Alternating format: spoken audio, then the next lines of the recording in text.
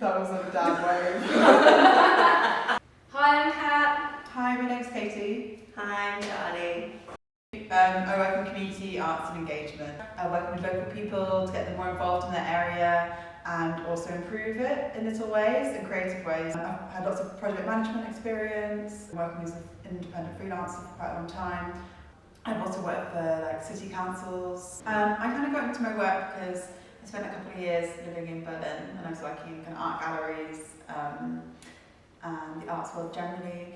And I was really inspired by how engaged people are generally in getting involved in their neighbourhood, making small scale improvements, like little gardens around trees on the streets, or just cleaning it up, or just seeing beyond your own house, your own fence. And I kind of wish there was a bit more of that in England, and I felt like, I guess I've been living in London and there wasn't a great deal of that, and it seemed like people were so low on resources they didn't have time to collaborate or work together or see beyond the individual. I was inspired by that and the kind of do-it-yourself mentality as well. I studied urban design, but I was more interested in the social side of that and how people can get involved in shaping their area, like maybe in terms of policy or in terms of how it looks, or just being more engaged.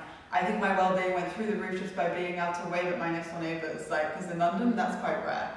And knowing people, and that's so important for me. So I guess in my work I kind of try and bring that to other communities sometimes, and because I think all areas are really exciting, it's just often it becomes the mundane, the everyday, and it maybe takes an outsider or a more creative approach to recognise something as exciting, to use imagination maybe to see it in a new way. Hi, I'm Kat. I'm freelancing at the moment, so that takes me loads of different directions. I've been in the last year, I've lived in Cornwall, London, Peterborough, spent time in Manchester, spent time in Glasgow. It all kind of goes over the place. I'm a greedy artist, so I'm a poet, a painter, a potter, a photographer. I'm a young person's development officer for a company called FACE, which is a local arts organisation. It's all about giving young people a voice and a platform in the city because, like you guys, they feel like they're not heard. And we also do a lot of intergenerational networking, so it gives the young people a chance to meet the directors and producers. We're always collaborating and co-creating and devising new things to do across the city, regardless of who it is and where it is. I'm also a creative producer, so at the moment I'm working on a community festival with Charley. So that involves programming artists but also infrastructure, so it's all about how to run things. Through my freelancing it means that I get to work and collaborate with loads of different organisations. So there's Metal Here, which is the main arts organisation. There's PET, which is the environmental organisation. We work with the city council a lot. So it's just about getting that kind of depth of field with who we're engaging with the young people and who they're getting to meet and actually talk to, because it's all very well keeping it within the arts, but arts encompasses all. There's always been an aspect of young people involved in all of the work I've kind of done. I like helping young people succeed because I know how much it helps them become the creative producers and project managers and development officers that a bunch of 20-odd-year-olds can become. Hi, I'm Charley. I'm a poet. I am Peterborough's current and youngest ever poet laureate, which is pretty cool. And what that basically means is I'm kind of the poetic voice for the city, I guess. It's like a voluntary role, but through it I've been able to secure my own Arts Council funding, put on loads of projects, start new nights, and really develop the city's already thriving poetry community, but I guess bring it to a much younger and much more diverse audience, which is pretty cool. I have my first book out, which is quite cool. You can buy it if you want. So my background to becoming a professional poet, I work for Peterborough Presents, which is Peterborough's Creative People and Places programme, similar to BATE. And what we do is, very similar. It's all about developing audiences and bringing the arts to people who wouldn't normally experience it. And they were offering this training program for young creatives wanting to be sustainable professional artists or work in the creative industry. So I went on a 6-month training program, learned all the good stuff about like funding, marketing, putting on your own projects, event management. On my first Arts Council grant, which I applied for myself, I don't know if it's true, but I think I'm the youngest person in the city to be a direct recipient of Arts Council money, which is mad.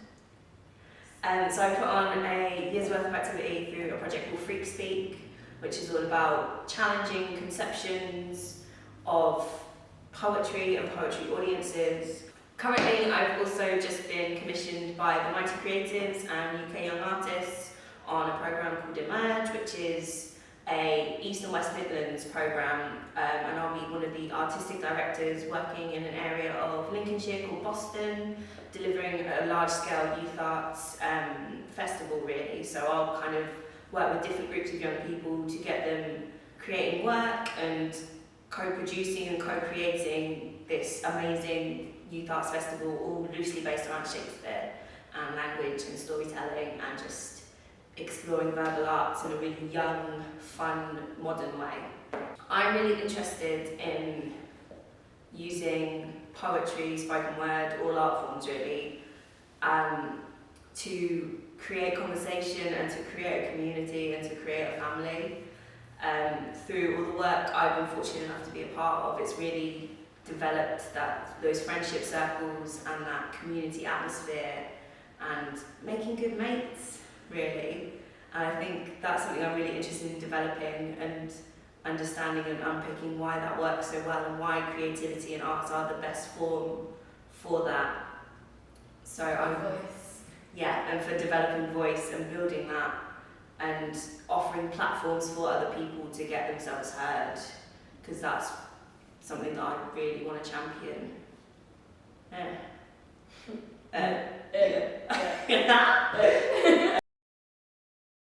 So we're all really excited to even get the opportunity to dream of a project like this. Great that young people have written it. I think it's really unfair that a lot of young people get branded apathetic when I don't think they are. I just think like the structures that are in place are not that easy to participate in often. And young people have their own way of being engaged and politically active. So I think the brief was really interesting for that reason. It's interesting. I want to go there. I want to see what the young people are like. I love meeting new young people and also getting them to produce their own projects. So we'll be there facilitating and managing, and we can do the boring stuff for you, it's fine. But actually seeing what you can birth from each other is a really exciting opportunity, and we're getting really excited about it. How many times can I say exciting? So our idea really is that we create a series of kind of experimental experiences, I guess we call them. And the idea is that it's all about co-creation and it's all about exploring, building voices and building platforms and giving you the tools to feel comfortable and unapologetic about who you are and what your views are on areas where you wouldn't previously have power, and disrupting that and rippling with that. Ripple 1 is the domestic home. Ripple 2 is about activating more public homes. And Ripple 3 is about the digital home, or the global home. The definition you gave of home as like a safe space is really interesting for us. And we're thinking about how can you activate more spaces in the city so they become home-like. So we've structured the project around this idea of ripples and then disruptions. Ripples kind of incrementally build up, so we start with hosting events at people's actual homes. So we're thinking lounges, gardens, that could be from the commissioning panel, from partners. Office space could potentially count as well. And the idea is that at this stage we're kind of building voice and offering different medias through which you can express your voice. Spoken word, like workshops led by Charley, gift making, more digital kind of things, like kind of circuit training in different art forms. And so the idea is, we're having these hosted in these safe spaces that are already safe, although at the same time you're making connections, making friends. And then the next stage, you're thinking about public homes and how can we activate more spaces in the region of South East Northumberland as safe spaces, as homes. We'd also use this as a way to build bridges in the community So we'd be building partnerships with different venues we could then use for our next stage of workshops, the next Ripple stage. And also for your legacy. We were talking about making a digital map, so once we have these places potted, you'll always have that map to go back to. So if there's a cafe that's signed up or a community centre, you'll always have that in the future, and the people beyond you and the people that you pass it on to. Yeah. It's really important for us because we have all come from backgrounds in being participants of community arts projects and working in areas that are cultural cold spots or areas that are kind of predetermined, that we're told that there isn't culture there. So for us it's really important that the people we engage with in any project, we offer them tools to be able to deliver things once the project is over themselves and build up that legacy, like you're saying, about having things available, so it's not just drop in, drop out, we are in it for the long haul. And the third Ripple is about the digital home or global home. So we're proposing to set up a YouTube channel from the off to disseminate all the workshops and all the activities we host. We also think what we'd love to do is make connections with groups of young people, collectives in other countries. Live discussions. Yeah, so like a Google Hangout or together, a Skype chat or some kind of digital conference. So on the whole digital thing, I see that most of you like photography, you all from your Instagram look like excellent artists, so we're looking not only at photography and filmmaking and social media, which is all quite intrinsic to a young person's life anyway, but how to take that a bit further. So gift making, 3D, online modelling is really fun. The different hacks and tricks, not only to running a social media platform for a company, because it's much more than actually saying things yourself. My Twitter at the moment is all my poetry, basically, but my work one, you really have to know the kind of venues to go down, the language to use, the people to engage with, hashtags, all of this stuff we can teach you. And maybe you can teach us, because you might even be better at it. Yeah. Which is also the thing with intergenerational learning, although we're maybe just the generation above you, maybe the same one, it is always a back and forth, and just the different methods that you can. We live in a digital world basically, and the digital world is a digital archive of everyone's history. You're no longer going to really go to the library and check that stuff out, you're going to see it all online. So it's just another legacy that you guys can leave and to show what you're doing in your area, because one day someone's going to be like, what's happened in this postcode? And it'll be like, wow, date is amazing. It's not all about coming in, like Charlie said, and dropping something in. It is about, you might drop something in, but you're making ripples, you're making waves together, and it's becoming disruptive, which is another phase of what we were looking at. So the disruptions are essentially exploring and giving spaces and opportunities to do just that, to disrupt publicly the status quo and to share opinions of your groups and your friends and yourself and what is intrinsically your identity in areas where you can't currently, and hence this commission kind of existing, I guess. And just making sure that you are being heard very publicly and that you're okay to put your vulnerabilities and your opinions out there, and that you should be doing that and that we can support you in doing that. And we're not talking riots, no violence here, but we're talking natural disruption, things that you would maybe think about doing on your day-to-day. You might walk past your local MP and you're too scared to say anything because you're not old enough, you haven't got a degree in politics or whatever, but you do have a political voice, you have an artistic voice, and it's just building that confidence to maybe be like, hey, I'm a young person, I'm your future, listen to this, listen to what I've got to say. So with all our work, I think we really believe in immersing ourselves within the community and really getting to know and spending a long time listening, asking questions, and finding out what's happening, trying to build networks. Hosting like pop-up events, maybe in estates, in gardens, allotments, public space, schools, that kind of thing.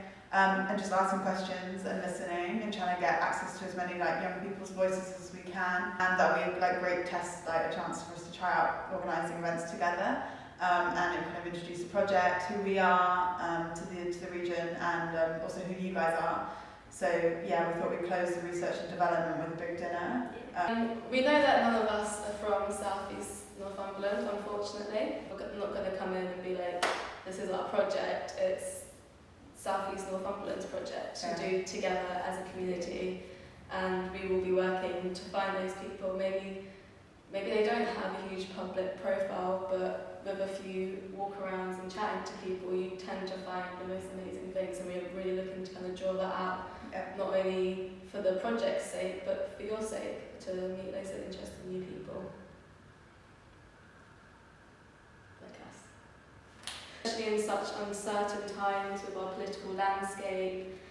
I don't know what political focus you guys have, but it's tricky for young people these days. It's really hard jobs-wise, just identity-wise. Like, we've all grown up in very diverse, multicultural communities, and the prospect of that being lost is crazy. The prospect of my future kids not having that, like, that's definitely something that I will not allow happen. And it's through projects like these that I feel like are the building blocks to getting out of that darkness and into the colour. Adding colour to the grey. Yay. Yeah, that's what I want to do, and that's what I can hopefully do with you guys, and that we can hopefully do with you guys. Please. Right, hope to see you soon, and have a nice day. Have a nice day. Choose us.